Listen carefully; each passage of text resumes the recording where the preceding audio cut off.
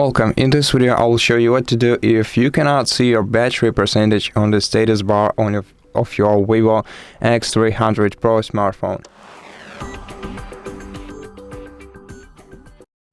To fix this issue, open Settings and go to Notifications and Status Bar menu.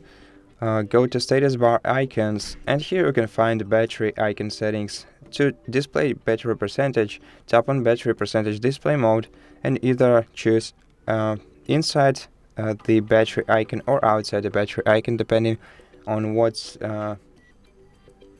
looks more appealing to you and what's easier for you to see.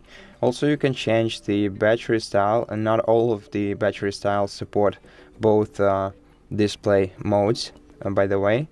So for example, for vertical we can only use outside the battery icon display mode, and for circle it's the same. So yeah, so the horizontal is the only mode, battery style, that supports both battery percentage display modes.